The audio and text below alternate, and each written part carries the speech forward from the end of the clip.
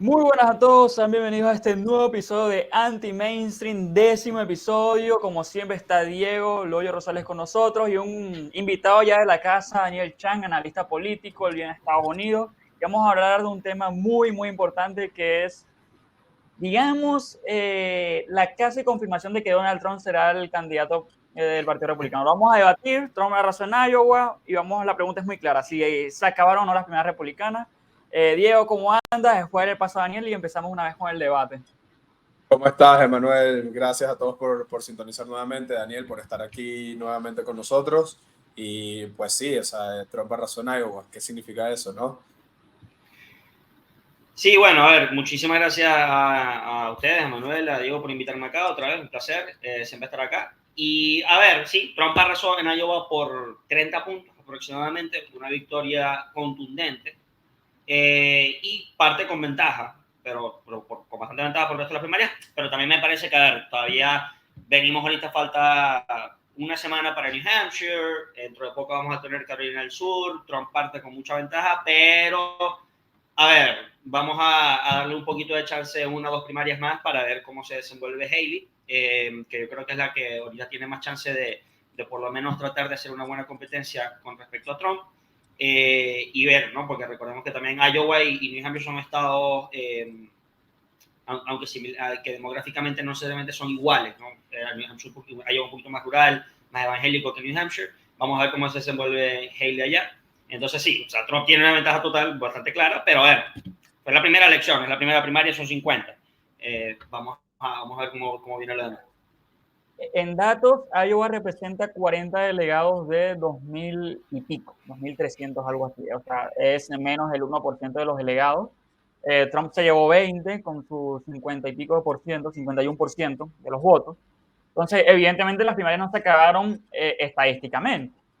Ahora, por sensaciones, y viendo también que después de Iowa viene New Hampshire, que quizás era el estado que más estaba en los temas de conversación de los medios y demás, porque es un estado donde el voto independiente y moderado tiene mucha influencia y en realidad decanta la balanza para uno u otro candidato. Yo veo las encuestas en este estado y también Trump tiene el 50% de los votos en la mayoría de las encuestas.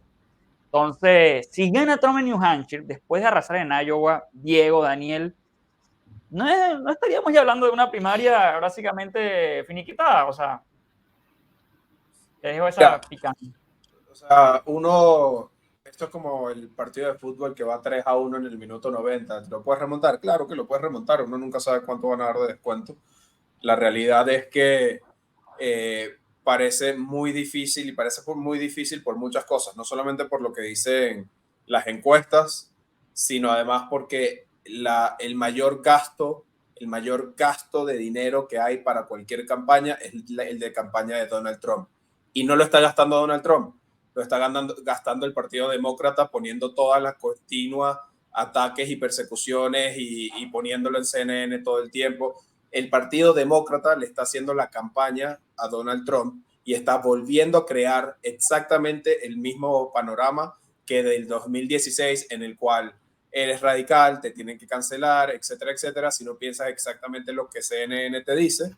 Y ese fue el caldo de cultivo para que Donald Trump llegara a la presidencia la primera vez. En esta segunda vuelta, ya habiendo sido presidente, además habiendo tenido 3 años de presidencia muy buenos, el último totalmente destrozado por el tema de la pandemia, pero con un buen recuerdo en las bases republicanas de lo que fue su presidencia, con unos contrincantes que realmente no parecieran tener el mismo punch mediático, no parecieran tener la capacidad de competirle en todos los estados como debería competirle cualquiera de tú a tú a Donald Trump. La realidad es que va a ser el expresidente Trump va a ser el candidato republicano. Ahora, eso no significa que se hayan acabado las primarias, porque para los que no están tan al tanto sobre cómo funcionan las primarias, en las primarias no solamente te lanzas para ser presidente. Y esto parece contradictorio porque son primarias presidenciales, pero hay muchísimas cosas que se determinan con base en los resultados de las primarias. En la primera y la principal, quién va a ser el vicepresidente del partido, el candidato a vicepresidente del partido. Correcto. Hay muchos candidatos que se lanzan no por ser candidatos ni siquiera por entrar a un puesto de gabinete, sino porque tienen algunos temas importantes que dicen, yo quiero que esto esté dentro de la plataforma, y que pueden empujar dependiendo de sus resultados, y no tienen que ser resultados abrumadores, tienen que ser resultados de 1 o 2%, empujar a que hayan ciertas cosas dentro de la plataforma republicana de peso en algunos estados que pueden determinar luego una elección presidencial a favor o en contra, sobre todo una tan reñida como la que esperamos en noviembre de este año. Entonces, todavía queda mucho camino por recorrer. Yo creo que sería apresurado pedirles a DeSantis y a Nikki Haley que se retiraran hoy, porque DeSantis y Nikki Haley todavía son candidatos a vicepresidentes potenciales o candidatos a ser el futuro candidato republicano. Recordemos que la primera vez que Trump se lanzó no llegó ni siquiera al 12% de los votos y aún así terminó siendo presidente. Entonces, falta mucho, y yo creo que debido a este resultado, a partir de ahora se va a suavizar mucho el lenguaje de las primarias. Daniel, ¿qué opinas tú? Sí, no, de acuerdo. Además, le voy a añadir otro factor. Usualmente, a ver, los incentivos para la campaña de Haley y la campaña de Santis es por lo menos mantenerse un rato. O sea, Haley claramente, sus apuestas iniciales siempre estuvieron en New Hampshire más que en Iowa. En general, el esfuerzo que hace Nikki Haley en Iowa fue el último mes, porque tuvo un poco de momentum en los últimos 2-3 meses, a la medida que la campaña de Santis empezó a caer un poco. Y evidentemente tiene que jugar en New Hampshire, no puede salirse antes. Y luego de eso le viene Carolina del Sur, bueno, Nevada, que es un tema, que podemos hablar de Nevada, que es una que carga un circo en Nevada, y después viene Carolina del Sur, que es su estado. Entonces, a ver, luego de New Hampshire, probablemente Nikki Haley va a querer jugarlo hasta Carolina del Sur, dependiendo de los resultados de New Hampshire. Y Carolina del Sur va a ver si logra conseguir un momento que el momentum, que sería, yo creo que una victoria, o sería un momentum poco antes visto en la política estadounidense, no necesariamente imposible, pero sí inesperado. Y luego de New Hampshire, digo de Carolina del Sur, ver, porque ya después de eso vienen 2 primarias más, y después de marzo viene el Super Tuesday. Entonces, pero además de eso está el hecho también de que aquí hay otro factor, aquí hay un factor que no se ha tomado en cuenta comparado con otras primarias, que es el hecho de que Trump tiene 4 procesos judiciales encima. Tiene procesos judiciales en Georgia, tiene el proceso judicial de Nueva York, tiene el proceso judicial del 6 de enero y tiene el de los documentos. Entonces, el de Florida, exacto, el de los documentos. Entonces, ¿qué pasa? En esos procesos judiciales van a agarrar más fuego esos procesos a medida que pasa la campaña electoral. Y claramente la pregunta que se va a hacer el Partido Republicano es, a ver, si tener un candidato en juicio, tener un candidato que pueda ser incluso declarado culpable, o lo que sea, no sabemos cuánto se van a tardar los juicios, son cuestiones que salen un poco del control por lo menos de mi análisis. No soy abogado, pero ese es otro factor en consideración. Y es muy importante también tener, para Nikki Haley o para Ron DeSantis, decir, mira, en caso de que a Trump no pueda lanzarse porque por cualquier proceso judicial que le venga encima, va a ser muy difícil a nivel legal o a nivel político mantener esta candidatura. Yo gané tantos porcentajes de los votos en New Hampshire, en Iowa, en donde sea, y tengo algo de apoyo popular. Entonces eso también es un juego que se está jugando dentro de 4 o 5 meses, porque no sabemos. Constitucionalmente Trump se puede lanzar, porque ya han habido candidatos presidenciales que se han lanzado a pesar de estar preso, incluso un candidato socialista, Debs, creo que en el 1912, por ahí. Pero, a ver, claramente era un candidato tercero, no era un candidato serio. Es diferente, ¿no? También sería extraño, sería un desafío, sin duda, cómo manejar una posible candidatura de un presidente que esté en pleno juicio. Y eso es otro factor por el cual hay menos incentivos también para que estos candidatos, hay más incentivos para que estos candidatos le hagan la mayor cantidad de campaña posible, a sabiendas de que tienen las probabilidades en su contra. Sí, me gusta que Daniel y Diego ya abrieron el melón sobre el tema de los procesos judiciales de Trump, y cómo los demócratas además le están haciendo la campaña a Trump similar a 2016, hablando de los medios, hablando de los políticos demócratas, hablando de los fiscales de tendencia liberal que hay en Estados Unidos, ¿no? Liberal, obviamente progresista, mejor dicho.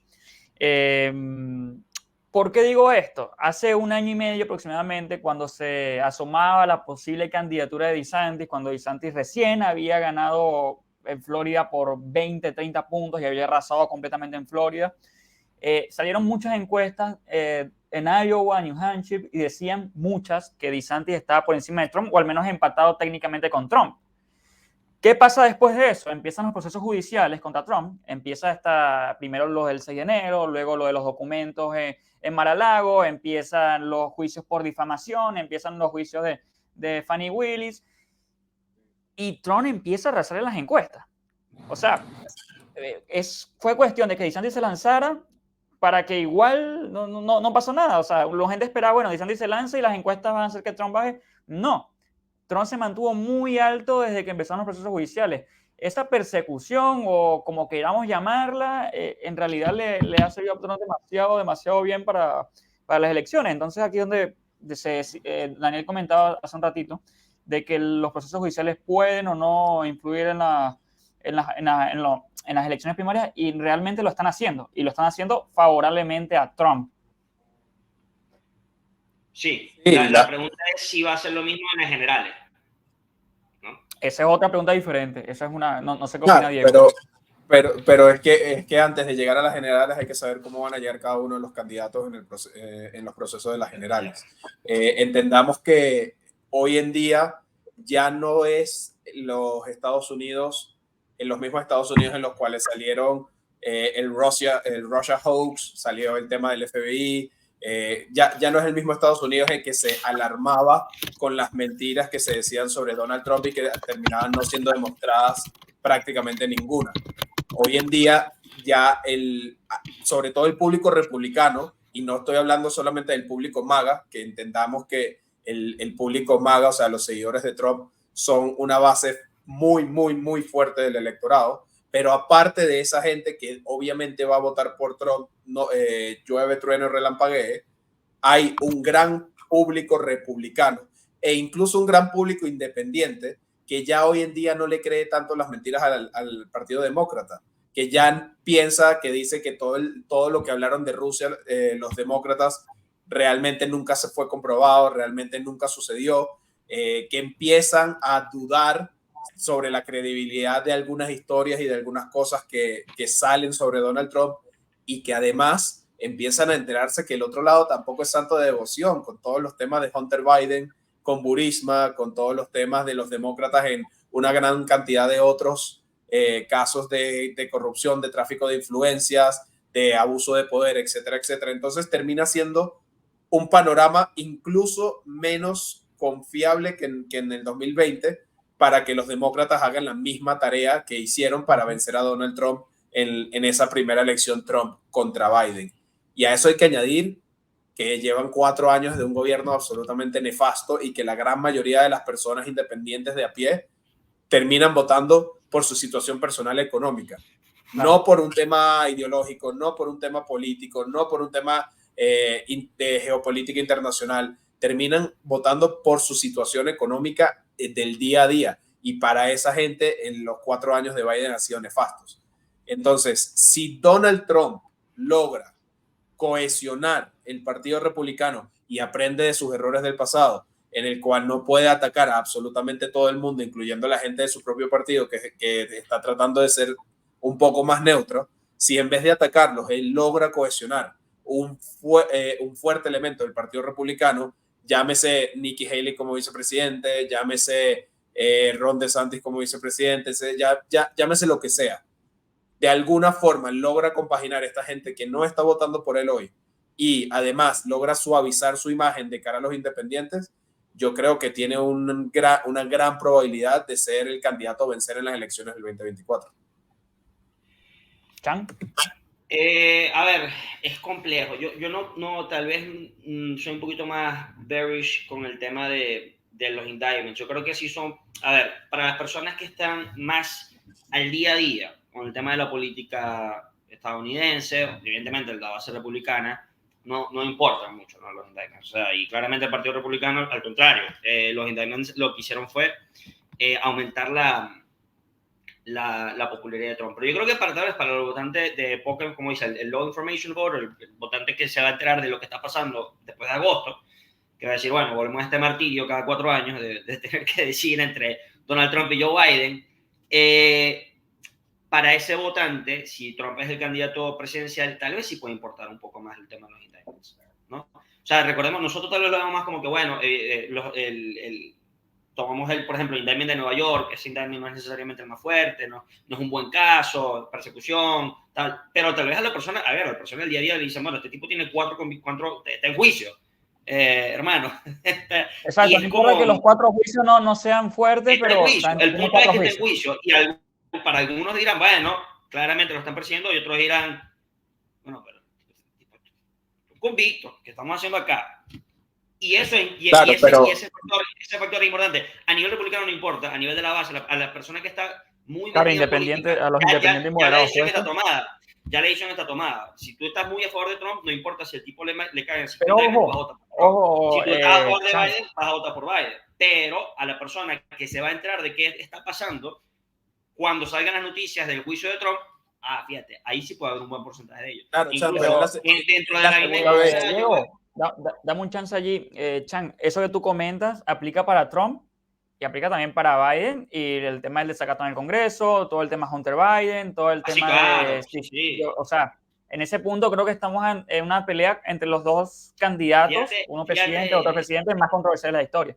porque O está justo fácilmente. chequeando ahorita unas encuestas, porque me acuerdo que yo había leído que había sacado una encuesta que sí, hoy salió una encuesta de Reuters Ipsos, y dice, si votarías por Donald Trump si fuese convicted de un crimen, o sea, si fuese declarado culpable por un jurado, y el 58% dice que no. Claro, ese número va a cambiar, porque al final del día, cuando te tienen que poner entre esta persona y Biden, muchos dirán, bueno, no me importa porque no es Biden. Pero muestra de que sí es un poco más importante esto de que otros temas, ¿no? Y tomar en cuenta algo que también me parece que le va a jugar un poco en contra a Trump, que le jugó a favor ahorita, es que está cancelado. Entonces, como está cancelado los últimos 4 años, la gente se acuerda de los memes de Trump, cuando Trump era muy cómico, que Trump es bastante cómico, cuando es cómico es absurdamente cómico. La gente se acuerda de eso.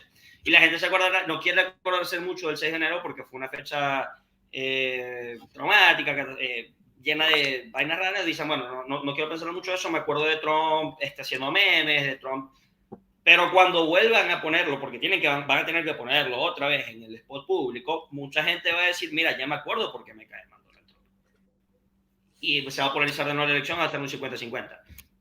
Sí. Y ahí es cuando, bueno, va a llegar así el 2020, ¿no? O sea, claro, ahí es a donde te digo que viene y por eso nos estamos adelantando mucho y por eso es que yo creo que falta mucho de primaria. Ahí es donde yo digo, primero, es una estrategia repetida.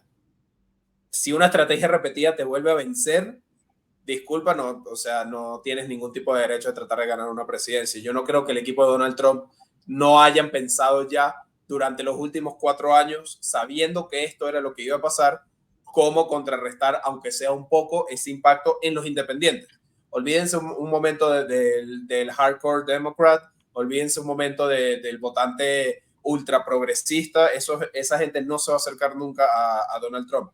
Pero hay muchos independientes que han pasado 4 años muy malos bajo el gobierno de Biden. Entonces, por un lado es una estrategia repetida, por otro lado, ahora el incumbent en un panorama negativo es Biden, no es Trump. Y está el tercer punto, que es para mí el punto importante con respecto a las primarias, que es que en 2020 gran parte del establishment no apoyó a Donald Trump con razones buenas, malas, no voy a meter juicio, la realidad es que hubo muchas personas que con o sin razón decidieron no apoyar a Donald Trump. Entonces, si Trump va a ser el candidato presidencial y logra sortear todos los juicios, que muy probablemente lo hagan porque honestamente la mayoría de sus juicios no tienen ni pies ni cabeza, si logra él sortear todos esos juicios y va a lograr ganar la primaria republicana, el siguiente trabajo de Donald Trump es cómo hago para que no me vuelva a suceder lo mismo dentro de mi partido que me sucedió en 2020. ¿Cómo hago para que la mayoría, si no todas las personas que ahorita no están apoyando a Trump, por lo menos sean neutros de cara a la elección del 2024? Y eso es lo que yo creo que se juega principalmente en esta primaria. pero ahí la también revista estás asumiendo Time, dale, Chan, de favor. también eso sería válido, pero también hay que asumir algo muy importante. ¿Qué piensa Trump que pasó en el 2020? Porque si tú me dices, Trump dice, bueno, me lanzaron todo esto, tengo que convencer a este porcentaje del electorado para terminar votando por mí y así gano tranquilamente, porque casi gana el 2020. Bueno, lo hace. Pero si él piensa, no, lo que me hicieron fue un fraude, entonces él no va a pensar eso. Le va a decir, pues seguimos haciendo lo mismo. Y ahí está, eso es parte también de que tomar en cuenta también cómo está Trump asumiendo esta elección en ese sentido. Porque Sí, si no, tú y piensas también que te tienes el hicieron un problema fraude, es de, diferente, ¿no? también tienes el problema de que han sido unas primarias sangrientas entre Trump y DeSantis, entre Trump y Haley, y Pero, tiene que haber, digamos, cierto consenso. pero cortico, hay dos cuestiones. La primera, esto lo decía yo al terminar la elección 2020. Yo no sé si hubo fraude o no, pero Donald Trump desde el principio de 2020 advirtió que iba a ser fraude. Amigos, si tú eres presidente y sabes que va a haber fraude y durante un año no logras contrarrestar el fraude, algo hiciste mal. Mi esperanza es que durante estos 4 años que estuvieron fuera de la presidencia hayan aprendido a qué es lo que tengo que hacer para contrarrestar. Y una de las cosas que me imagino que tiene que hacer para contrarrestar es cohesionar el Partido Republicano bajo la bandera de Trump, indiferentemente de lo sangrienta que haya sido la primaria. El mejor ejemplo que tenemos lo tenemos en la región. Javier Milei y Pato Bullrich se dieron durísimo durante las primarias y en el momento en el que ganó Javier Milei la primera vuelta, ya para la segunda vuelta, Pato Bullrich al día siguiente se había montado en el barco. Eso, Claro. la campaña de primaria se queda en el pasado una vez que se acaban las primarias. Eso pero igual tiene que pasar, tiene que estar el abrazo republicano. O sea, pues tiene que pasar. ¿Qué es lo que puede hacer Trump? Porque, ojo, va a ser él el candidato, ¿qué es lo que puede hacer él para cohesionar todo ese grupo de gente republicana para tener una base mucho más fuerte que la que tuvo en el 2020? Porque, ojo, pero, Diego, Daniel, Diego, en 2020 Trump era el candidato más a la derecha de todos los candidatos. O sea, en 2016 también. Este año Trump es algo extraño porque DeSantis está más a su derecha, Haley es como que es la que está con los independientes y él como que está en un medio y extraño, Vivek también quizás está más a la derecha en muchos temas. Entonces como que ahora él está en una posición de repente si puede actuar para que lo apoyen a él. O sea, tiene que haber más habilidad política por parte de Trump que en 2020, porque en 2020 Diego mencionaba que no hizo nada para justamente contrarrestar las estrategias demócratas. Es cierto, los demócratas, por ejemplo, llenaron las papeletas electorales de todos sus votantes y el Partido Republicano no lo hizo. Ahí estuvo realmente la diferencia en esas elecciones, en las papeletas electorales. Trump dijo, aquí va a haber fraude y no hizo absolutamente nada para que el Partido Republicano de alguna u otra forma compitiera bien allí. Dejaron que los demócratas llenaran todos los condados del país y en los estados más importantes con boletas electorales. El Partido Republicano no lo hizo y al final esa fue la gran diferencia en las elecciones en 2020. No sé si hubo fraude o no, lo que sea, pero ahí estuvo la gran diferencia. A ver, para mí no hubo que fraude iba a haber, eso no fue fraude. Las reglas estaban claramente escritas de que se iban a ir porque hubo una pandemia con el tema de los votos por correo. Trump dijo claramente no voté por correo y entonces dijo, wow, votó mucha gente por correo. Bueno, claro, porque... Pero bueno, no vamos a entrar en ese sí, debate. Pero es un ejemplo, ¿no? Pero lo que yo quiero tomar en cuenta también aquí un poquito de contrarrestar un poco también. Yo creo que claramente si las elecciones fuesen hoy por hoy, el candidato republicano, quien sea, gana, ¿no? Porque si tú ves todas las encuestas, Biden está abajo. Pero las elecciones no van a ser hoy, las elecciones van a ser en 9 meses. Y hay algo que yo no quiero volver a hacer, que es subestimar al Partido Demócrata, porque en el 2022 absolutamente todos nosotros estábamos diciendo que ibas a tener un tsunami rojo y tenías todas las condiciones. Si tuvías las condiciones, papel afuera, tú decías, mira, ya va, la inflación está al 8 puntos. Primera vez de los 70 que está en 8 puntos. Guerra en Ucrania. El año pasado ya pasó lo de Afganistán. Biden, presidente que no es carismático, claramente está ya con una edad bastante avanzada, y el Partido Demócrata, de efectos prácticos, ganó la elección. Ganó la elección porque recuperó sillas en el Senado y mantuvo la Cámara de Representantes. Empató la elección. A 5. La paró. No. En un midterm, no, Diego. En un midterm, tú llegas a ese resultado, tú la ganaste. En un midterm, tú llegas a ese resultado, tú la ganaste. Y con 8 puntos de inflación, no, hermano. O sea, sí, en el contexto electoral el Partido Demócrata salió fortalecido y el Partido Republicano debilitado. Venezuela empató contra Brasil, coño, sí empató, pero si Venezuela empató con Brasil con sorteo lesionado. Normal, empatamos, pero a mí me dice eso de valen como 4 puntos, y me dices a mí. Pero entonces, ¿cuál fue la conclusión de ese midterm, Daniel? ¿Por qué los demócratas sorprendieron en esa elección y qué pueden aprender los republicanos al respecto? Es que eso es lo que todavía no termino de entender. O sea, eso es lo que eso es lo que precisamente el midterm 2022 todavía hasta el día de hoy no entiendo. La teoría original que salió y la que realmente la que agarró más cabida es que precisamente los candidatos que la mayoría de los candidatos relevantes que perdieron en el Senado eran muy trumpistas, no cuajan. Y entonces, ¿qué pasa ahí? Lo que no sabemos es si eso es por candidatos o es porque la gente ya no quiere más a Trump, que no lo sé, no lo creo, o es más porque los candidatos no son, porque el movimiento trumpista es más fuerte cuando Trump está en la papeleta electoral, que es lo que yo creo que Yo pasa. creo que tiene que ver mucho con que los candidatos eran muy mediocres. Eso sí es. Más allá de que los apoyara Trump o no. Sí, fíjate, pero a ver, tampoco es que los candidatos demócratas eran unas estrellas, o sea. Esto es lo que te iba a decir. Fetterman estaba, le dio una CB, que ahorita Fetterman está basadísimo, pero La competencia en los midterms, la competencia en los midterms fue literalmente quién ponía el peor candidato, no quién ponía el mejor candidato. Pero, y justamente por eso es que yo hago mi lectura. Mucho era lo mismo de 2024. Si es Biden-Trump, van a decir quién puso el peor candidato. Pero fíjate que es muy extraño, Diego, porque y ahí te doy paso. Las midterms, el que salió fortalecido fue DeSantis, y era DeSantis el que está saliendo peor parado. Pero vamos paso a paso. Estoy de acuerdo, vamos a llegar a eso. El primer paso es qué fue lo que pasó en las midterms. Mi opinión es muy sencilla. Tienes un partido cohesionado contra un partido dividido.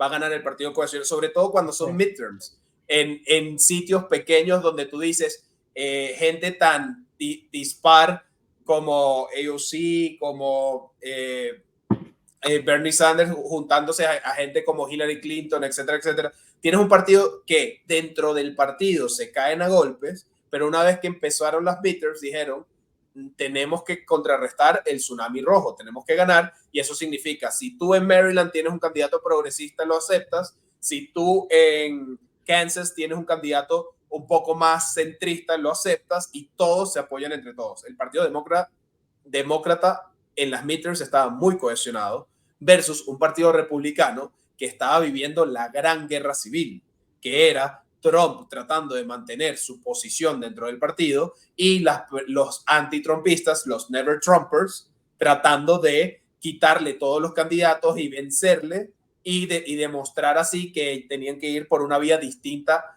a la de Trump. ¿Por qué sale DeSantis fortalecido? Para responder a tu pregunta, Manuel. DeSantis sale fortalecido porque dentro del Partido Republicano la tercera vía, la vía que unía esas dos, era DeSantis. Era un candidato en ese momento muy cercano a Trump, pero con una imagen bastante, digamos, agradable para el establishment republicano, para el antiguo establishment republicano. Entonces, por eso sale fortalecido DeSantis. ¿Qué pasó con DeSantis? Que DeSantis hizo una campaña terrible. El primer mes de la campaña lo destrozó en lo absoluto. Entonces, bueno, son errores de los cuales tendrá que aprender para una futura campaña nacional, pero él mismo se desinfló. Y ahí el que lo aprovechó fue Donald Trump. Eso es lo que te iba a decir. En el partido ni siquiera eran dos frentes. No eran nada más los Never Trumper contra Trump, sino también esa tercera vía que surgió de repente, que eran conservadores, más conservadores que Trump, que estaban cercanos al establishment. O sea, era un partido que estaba partido en pedacitos. Pero yo creo que estamos también estamos sobredimensionando eso, porque a nivel a nivel de eso en primarias puede haber pasado. Pero al nivel de la elección no veías, a ver, los Never Trumpers que te podían decir, yo no voy a votar por los republicanos, no habían votado por los republicanos en los últimos 6 años, ¿entiendes? O sea, la misma gente que no votó por Trump en 2016. La gran mayoría del Partido Republicano estaba muy unido en esa elección en ir a votar contra Biden. Claro, pero no sé porque el líder del partido iba a estar en contra, Mitt Romney. Coño, está bien, Romney no apoyó, por ejemplo, a Mike Lee en Utah. Es válido, tienes razón. ¿Cuántos votos republicanos mueve Mitt Romney? Muy poco. ¿Cuántos votos de general mueve Mitt Romney? Nadie, porque nadie le paró bolas a Mitt Romney. ¿Cuántos votos republicanos mueve Mitt Romney en Utah? ¿Y quién ganó en Utah? Ganó Mike Lee. Entonces, no tuvo resultado en el Senado, porque la única candidatura que él no apoyó fue la de Mike Lee. Mike Lee ganó en el Senado. O sea, eso no afectó. Lo que pasa es... Cuando tú tienes un partido peleando y tienes... Y esto pero no es... Los demócratas también se pelean. Pero Daniel, lo que decía Diego, no al nivel que estaba el midterm.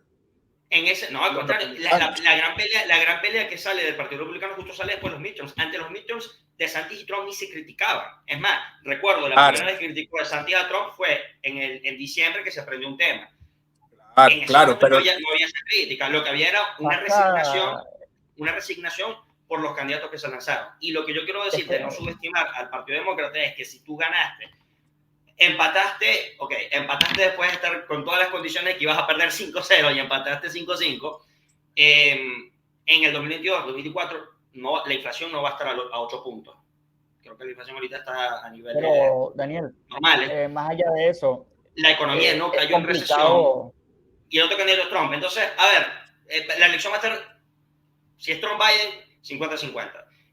Sin lugar a dudas, para mí la elección, si es Trump-Biden, está 50-50 a noviembre, sin duda. Igual estamos hablando de la primaria, porque todavía faltan un par de elecciones más. Sí, nos fuimos por las ramas y nos olvidamos hablar de las primarias, pero lo que dice Diego es cierto. O sea, primero hay que diferenciar primarias de elecciones generales, porque en las generales la gente le presta más atención a las presidenciales y a las carreras del Senado, obviamente, pero sobre todo a las presidenciales. En las midterms tienes que ganar en muchas carreras cerradas, en condados que son muy, muy cerrados. Y si el partido no está cohesionado, te va a pasar factura. Y si tienes un 5% de votantes molestos, eso te puede pasar factura al final del día. Yo creo que eso también tuvo mucho que ver. Pero, y lastimosamente, después de las midterms, encontramos a un partido republicano todavía más peleado que antes de las midterms. O sea, la Cámara de Representantes ha sido un cogeculo. Eso ha sido terrible.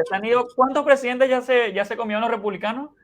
Porque ya Mike Johnson lo quieren sacar. O sea, ya la señora Marjorie está a punto de hacer rodar otra cabeza. Claro, y frente a ese panorama, se lance Biden, se lance otra persona, se lance la marioneta de Biden porque Biden no está en sus cabales, se lance quien lance, el Partido Demócrata, al final, en noviembre, va a ir cohesionado. Y van a ir cohesionados porque ellos saben que la única forma que ellos tienen de ganar es creando una gran división, una gran polarización entre la gente que tienen que cancelar y la gente que vota demócrata.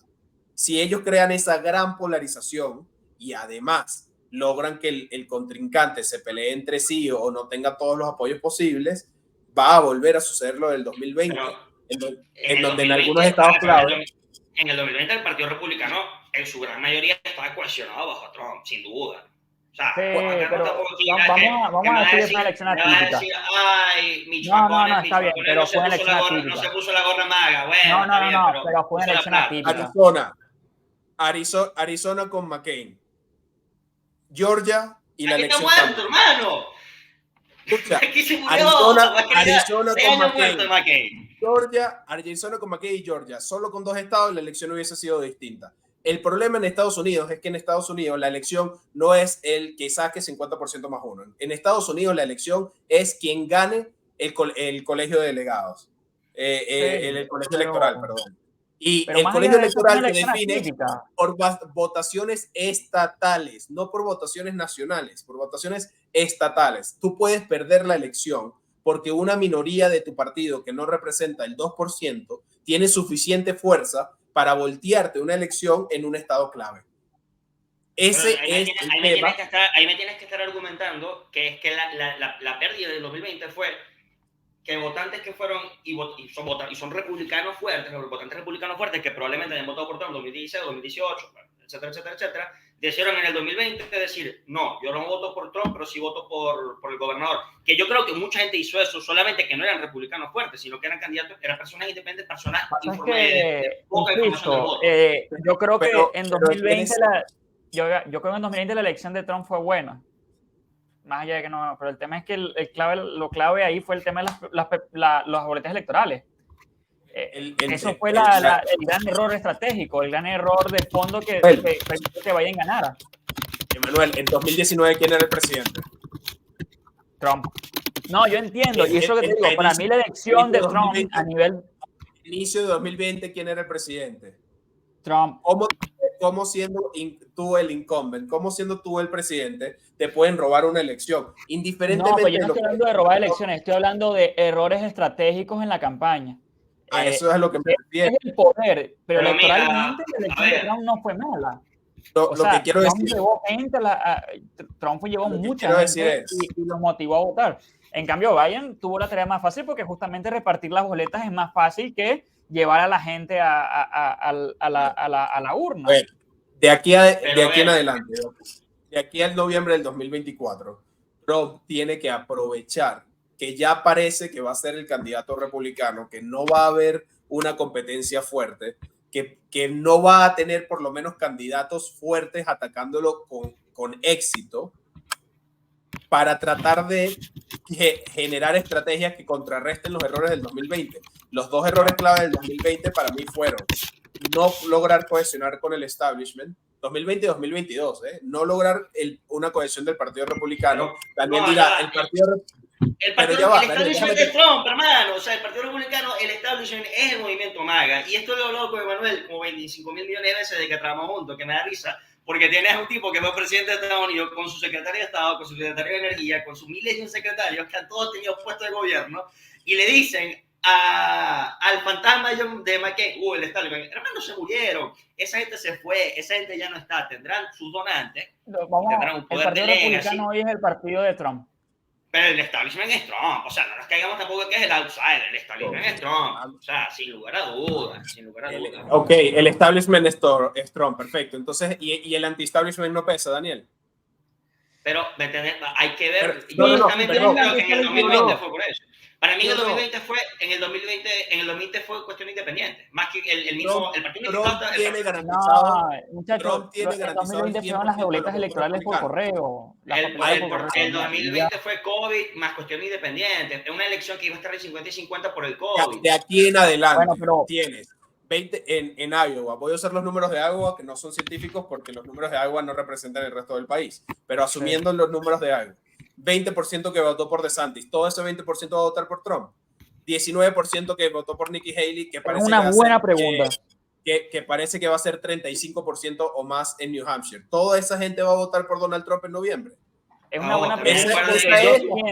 Ojo que hay gente que también, en el caso de Iowa y en el caso de New Hampshire también va a pasar, hay gente que son registrados como demócratas y pueden registrarse por otro partido para votar en la primaria, igual que en New Hampshire. En New Hampshire pueden votar independientes incluso. Entonces, ahí, a ver, los exit polls te muestran, si tú ves el exit poll en el 2020, 95% de los republicanos votó por Trump, 5% no. Y en los demócratas, 96% votó por Biden, 4% no. A niveles igualados, o sea, eso es básicamente lo mismo. Tendríamos que irnos entonces, si me dices en Georgia específicamente, podríamos tener que buscar 1 a 1. Pero a efectos grandes es lo mismo. ¿Qué me parece a mí? Y yo creo que vamos a volver al tema de las primarias. A mí me parece que la realidad, y no es una realidad inevitable, y me pueden decir lo que sea, y evidentemente mucha gente no le cae bien Donald Trump, y vas a volver a tener en 2024 otra vez a Donald Trump en la papeleta, y habrá gente que dirá, no me cae bien, pero lo prefiero a él, porque la economía está mejor con él, porque el mundo no está en guerra con él, etcétera, etcétera, etcétera, etcétera.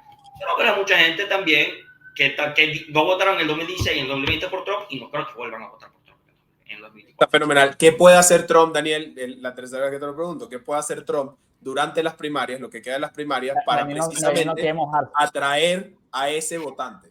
Porque yo te he dado 3 estrategias y tú me dices... Que no puede, hermano, porque ya está la marca está muy... Es como decir, ¿qué haría Hillary Clinton para convencer a ti para que votéis por ella? No, ni nada, la caraja tiene que volver a hacer, ¿entendéis? Es lo mismo, es una marca.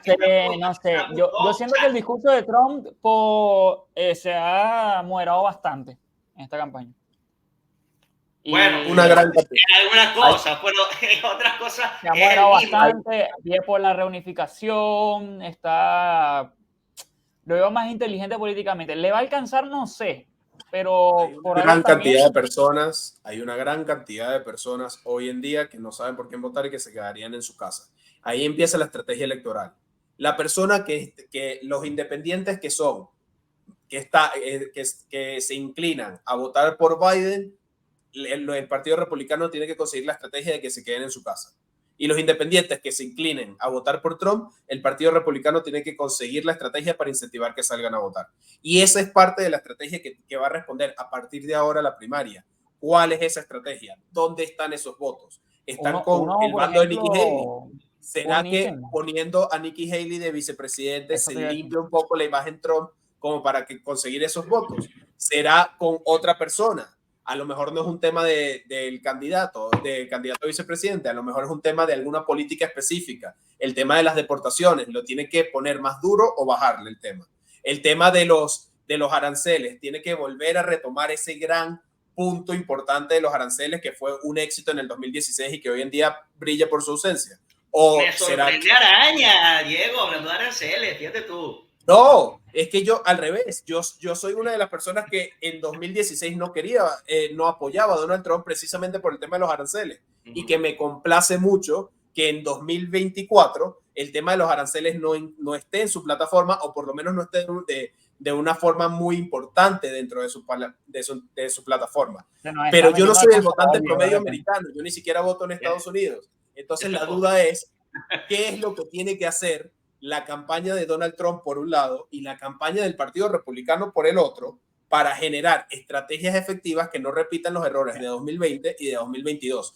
En mi opinión, el primer paso es cohesionarse. Si no están cohesionados, nada de lo que hagan después va a vencer a los demás. Yo creo que Trump tiene que ofrecerle un puestico otra vez a Nikki Haley, no de vicepresidente, pero un buen puestico para tenerla cerca. Ojo, y buscarse un buen vice, porque yo siento que con Haley tienes más posibilidades de desalentar que de alentar a otra gente a votar por ti. No creo, no creo realmente, porque Trump está al frente del ticket. O sea, Trump puede venderle a su electorado cualquier cosa, y eso es claro. Yo creo que nos ha mostrado claramente que Trump le puede vender absolutamente cualquier cosa a su electorado y el electorado lo va a comprar. O el 90% de las vainas que vende lo va a comprar. Y si Trump dice, Haley, bueno, hay cositas que estamos en desacuerdo, pero tal, lo pone vicepresidente, lo pone. Ahora, para volver un poquito más, porque evidentemente, como todavía falta un par de elecciones, a mí me parece interesante ahorita es qué va a hacer Haley y qué va a hacer DeSantis. O sea, yo realmente no le veo a DeSantis y para volver al tema de las primarias, no le veo a DeSantis un gran camino. O sea, en New Hampshire las encuestas lo ponen a 5 puntos. En South Carolina igual. Y asumiendo que va a pasar eso, que las encuestas que estuvieron bastante acertadas en Iowa, aunque subestimaron a DeSantis, pero por 4 o 5 puntos, una cosa es subestimarlo por 4 o 5 puntos, otra es subestimarlo por 40. Después en Carolina del Sur se le ve muy difícil a DeSantis, porque después eso se tiene que preparar para Supermarte, ¿no? Y ahí es donde está la interrogante, que yo no veo a DeSantis, que tuvo el resultado, sobrevivió a Iowa, pero no tuvo el resultado que tenía que tener en Iowa, y de ahí en adelante tampoco le veo que tiene una gran operación, un gran momento para mantenerse en New Hampshire, Nevada y Carolina del Sur. Complicado. Haley apuesta todo a New Hampshire, apuesta a tener una buena posición en New Hampshire. Ahora la pregunta que se va a hacer, yo quiero ver a ver qué me dicen ustedes, es, vamos a asumir cuál es la mejor estrategia para Nikki Haley, o cuál es el mejor resultado para Nikki Haley. Si DeSantis se retira o no. Esa es una buena pregunta, porque no es contraintuitiva, porque tú dirías sí, es lo lógico. Estoy absolutamente seguro que menos del 5% o el 10% de los votantes de DeSantis van con Haley, el resto se va con Trump. O no votan directamente, pero con Haley no se van a ir. Salió una encuesta, se llama, ya por acá la tengo, déjenme buscar el nombre. Es una universidad de New Hampshire, la Suffolk University, y dice que el 90% de los demócratas votan por Haley en New Hampshire. Luego otros votantes, el 80% de los muy liberales la votan a Haley. El 70 y pico % de los casi liberales le votan a Haley. Los moderados están con Haley, son más o menos parejos. Los independientes votan a Haley. O sea, la mayor parte del electorado de Haley en New Hampshire es, por lo menos la mitad, está más a la izquierda que DeSantis. Y el otro es bastante moderado. O sea, el votante de derecha dura, yo creo que le vota a DeSantis o a Trump. Y yo no creo que el votante de derecha dura le vaya a votar a Haley si se retira a DeSantis. Y eso aplica para mí en cualquier estado. Yo estoy parcialmente de acuerdo, pero hay varios matices. Por un lado, lo que estás diciendo, Manuel, básicamente le daría un voto a favor a Haley, porque entre lo que estás diciendo tú y lo que está diciendo Daniel, las siguientes elecciones son más favorables a Haley y además Haley atrae un electorado distinto al de Trump, cosa que no necesariamente hace DeSantis.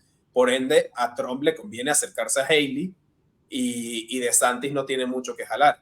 Esa sería la conclusión inicial si unimos los dos análisis de ustedes. El tema es, y de nuevo, esto no es una elección nacional, estos son 50 elecciones estatales. Y cuando son 50 elecciones estatales, hay muchas cosas que importan. Y una de las cosas que importa, y en una elección tan reñida como la que va a ser una hipotética elección 2024 Biden contra Trump, es el estado de la Florida. El el estado de la Florida durante 40 años fue un swing state. Un swing state, para los que no saben, es un estado que vota en una elección republicana y en otra elección demócrata, y que es justamente uno de los estados donde más campaña se hace y más difíciles de ganar y más importantes.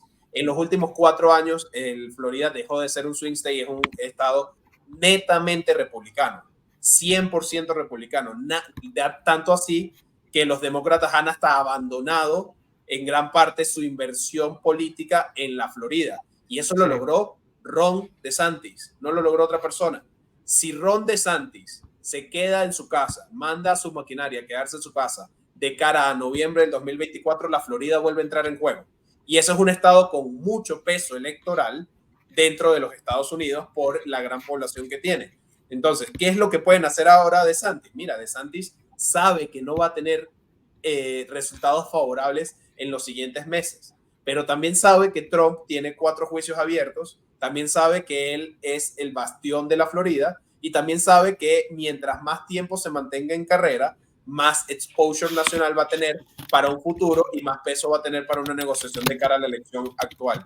Entonces, DeSantis lo que tiene es que conseguir una estrategia que le permita no claudicar sin necesariamente ser enemigo directo de Trump y ir limpiando un poco, mejorando un poco su imagen para mantener la gobernación en la Florida y para luego volver a lanzarse nacionalmente si quiere. ¿Qué puede hacer Haley? Mira, Haley ahorita tiene todas las de ganar para demostrar que es una persona indispensable en la elección del 2024 para volver a recuperar la Casa Blanca a los republicanos. ¿Cómo puede hacer eso? Hay distintas estrategias. Una es la que estabas diciendo tú, Emanuel. Lo que tú dices es cierto. Haley jala una gran cantidad de independientes leaning liberal que Trump no jala y que pueden ser clave a la hora de ganar ciertos estados. Pero Haley también genera un gran rechazo a muchos votantes republicanos que no son trumpistas, que no son MAGA. Justamente los votantes de DeSantis, justamente los votantes en alguna época de Ron Paul, hay una gran cantidad de personas dentro del Partido Republicano que están buscando la razón por la cual votar otra vez republicano en el 2024 y no la van a encontrar en Nikki Haley. Entonces, esas son el tipo de cosas que se van a empezar a jugar en la primaria. Y lo otro que se va a empezar a jugar en la primaria, y yo creo que a partir de ahora, lo mencioné hace ratico, el lenguaje entre los candidatos se va a suavizar porque básicamente la suerte está echada para la carrera presidencial y para la carrera vicepresidencial hay muchos otros factores en juego más allá de los resultados a corto plazo. Yo creo que a partir de ahora van a empezar a tratar de ganar puntos atacando a la administración Biden, van a empezar a tratar de ganar puntos atacando ciertas políticas específicas con las que estén en contra. El panorama internacional, como Afganistán, como Rusia, como etcétera, etcétera, va a volver a entrar como algún tema importante en la palestra, y ese son el tipo de temas en los cuales Haley y DeSantis pueden tener un impacto muy fuerte en la elección del 2024. ¿Cómo va el Partido Republicano a enfrentarse a esos temas si Donald Trump es el candidato? Son muchos temas. No sé qué dice Daniel ahí para... Sí, redondeando. Sí, no, estoy de acuerdo. Lo único que no sé necesariamente si a DeSantis le conviene también estarse tanto tiempo en la campaña, porque eso conviene, el exposure ya lo tiene, ese es el tema. O sea, el problema es que para Vivek, por ejemplo, está bien lanzarse, hizo lo que hizo en Iowa, sacó 7 puntos, sacó 5,000 votos, muy bien. Pero, y antes nadie lo conocía, o sea, lo conocería Manuel porque le mandaban esos artículos de él. Porque, más nada, pues porque tiene trabajo. Mentira, no, sí lo conocía de antes. Pero habló el único demócrata de Florida, Daniel. No, pero de DeSantis todo el mundo lo sabe. DeSantis es conocido, por lo menos la gente sabrá un poco de él. Entonces el exposure ya él lo tiene de antes, no está ganando nuevo exposure. Y si va a tener nuevo exposure es probablemente de él perdiendo elecciones primarias. Eso no es buen exposure tampoco. Sí, no es una buena exposición perder por muchos puntos. Exacto, o sea, porque el tipo no voy a estar hasta abril, mayo, junio, julio perdiendo por 70 puntos. Concha, mira, no sé qué te ayuda. Y para fortalecer su posición tiene que volver a fortalecerse en la Florida, y el problema que tiene es que ha bajado en la Florida. La popularidad de DeSantis ha bajado en la Florida. Sí. Que eso es una cuestión que, claro, la gente se olvida un poco porque cuando DeSantis se lanzó a la presidencia nacional, se olvidó un poco de la política local, pero a nivel local, DeSantis no es el mismo de hace 2 años. Ya él no está, él antes tenía 60, 50, era como 10 puntos por encima de aprobación, que de desaprobación, 55, 45, 56, 44, iban ahí, ahorita está abajo, ahorita está como 4 o 5 puntos abajo desde que, antes incluso de que anunciara la candidatura.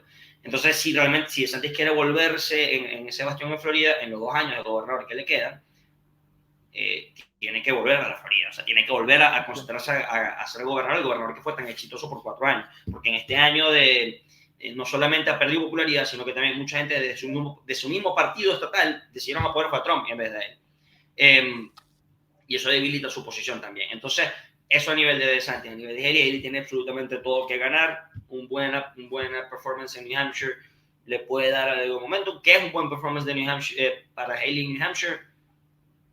Más de 40 puntos, más de 40, 45 puntos, diría yo, que es un muy bueno, o sea, es algo positivo. Para mí sobrevivir ya es un buen performance, Daniel. Para mí 35, 38 ya... No me parece, porque si saca 35 y Trump saca 55, bueno, ya está listo. Nah, pero sobrevive y le saca 30 puntos a DeSantis, o sea, vamos otra vez a eso. No, claro, pero yo creo que, o sea, eso sería sobrevivir, o sea, es lo esperado, 35, si saca más sobrevivir, de 35, sí, sobrevivir.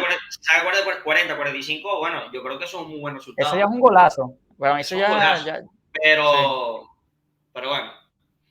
Y después viene Nevada, que por cierto, 35% es un buen resultado también. O sea, de nuevo. También sobrevive, pues sobrevive y se mantiene en carrera. Para mí es lo esperado tomando en cuenta que va a sacar 5 puntos. Pero no solo lo esperado. Él se espera que saque 35. No solo es lo esperado, sino que además mantener a tu base firme apoyándote, incluso después de haber sido arrasada en Iowa por Trump, es un mensaje fuerte de cara a la potencial candidatura a la vicepresidencia, por ejemplo. Porque de nuevo, desde el inicio estoy diciendo algo que creo que Manuel está de acuerdo y Daniel no. Para mí el candidato va a ser Donald Trump. Sí. No hay dudas después de ver el resultado en Iowa, donde por primera vez un candidato ganó por más de 30% por 30% frente al segundo, la mayor paliza de la historia. La anterior había sido solo 14%. Entendiendo lo que dicen las encuestas en el resto de los estados importantes, entendiendo el panorama en el cual a los demócratas les interesa que Donald Trump sea el candidato, etcétera, etcétera, yo no veo ningún camino que lleve a algo distinto a la candidatura de Donald Trump para el 2024.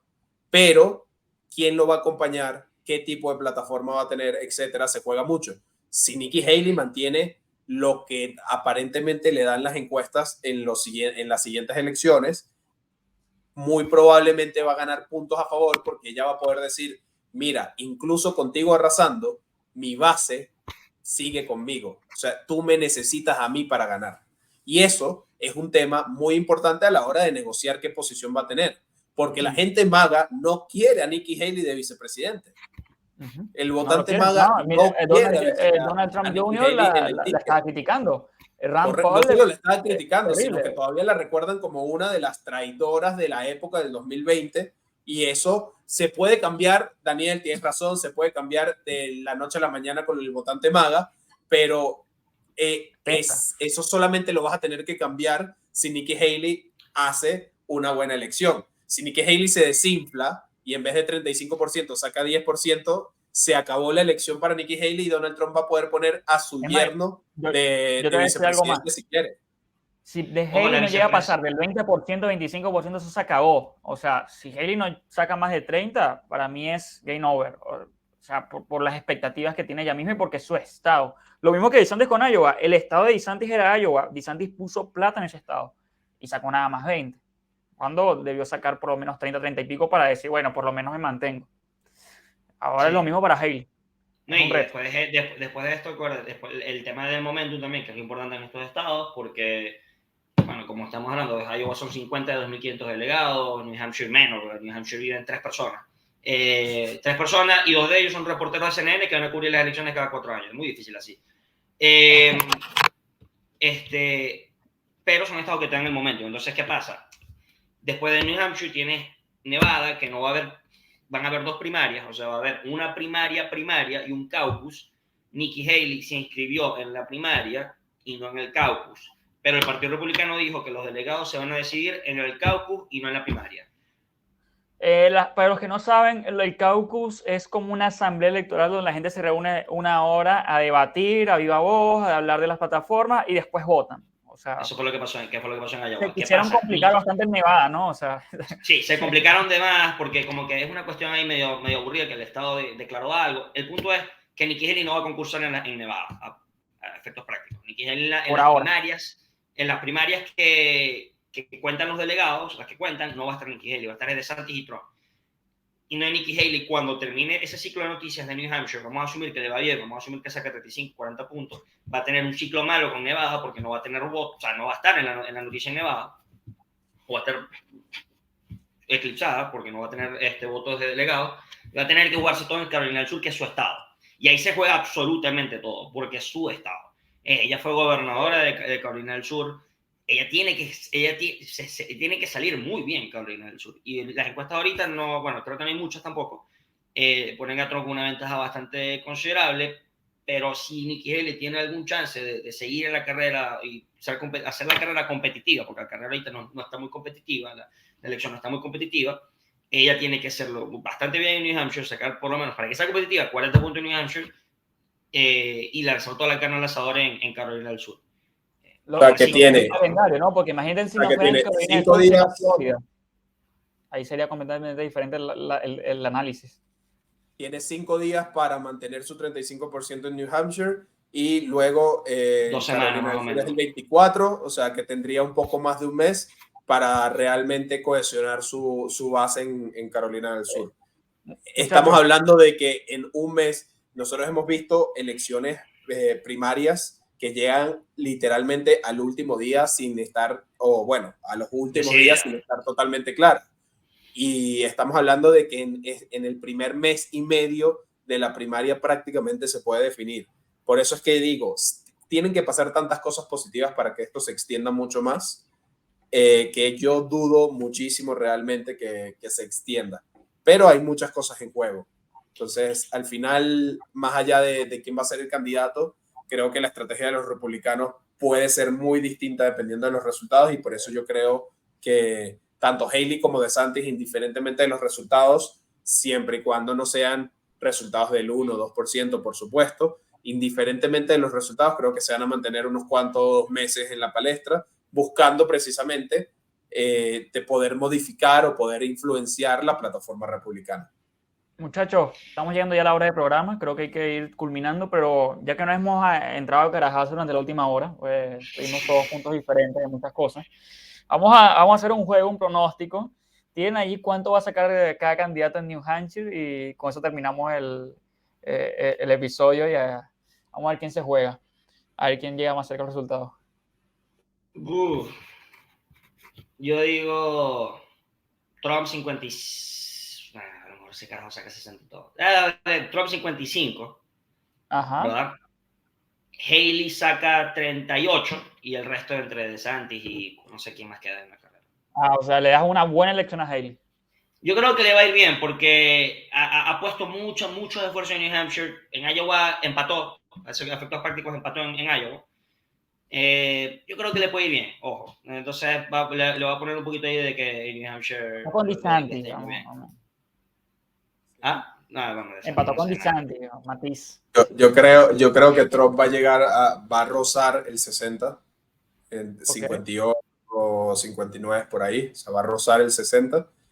Yo creo que Haley sorprendentemente va a mantener su 35 y los demás, o sea, va a quedar un 5% para dividirse entre los DeSantis y los 4 locos adicionales. Yo creo que Trump va a sacar algo similar a Iowa, 51, 52, 53. Pero creo que va a pasar lo que pasó en Iowa, de que las encuestas sobreestimaron a Haley y subestimaron un poco a DeSantis. Entonces va a ser como que Haley 25 y DeSantis entre el 10 y el 15. Algo así. Y eso va a ser peor para casi todo el mundo porque va a ser la misma retórica. Trump arrasó y Haley y DeSantis están desinflados. Para mí eso es lo que va a pasar, muchachos. No, Bueno, eso quien se acerque más a interesante. los resultados, quedaron grabados, quien se acerque más a los resultados, compra las cervezas del siguiente. O Del sea, aquí otro. conviene perder. Está bien. Bueno, muchachos, muchas Porque gracias, no. Daniel, por la invitación, por aceptar la invitación. Como siempre, es de tu casa. Esperemos que pronto también tenerte de vuelta por aquí. No, un gusto, un Muchas gusto. Y gracias, además que Daniel. este año Gracias, Manuel. vienen full elecciones también este año en otras partes, así que van a estar No, ocupados. y una gran cantidad de temas importantísimos, así que te mantendremos siempre en la palestra. Como siempre, Manuel, un placer haber compartido esta hora contigo y sobre todo gracias a todos los que se sintonizaron en esta ocasión. Si les gustó el contenido, por favor, denle like al video, suscríbanse en el canal y vamos a seguir hablando sobre todos los temas políticos de la región y desmontando las narrativas que algunos medios les quieren meter por Twitter y por sus canales de televisión. Así que síganos y que tengan feliz noche. Hasta pronto.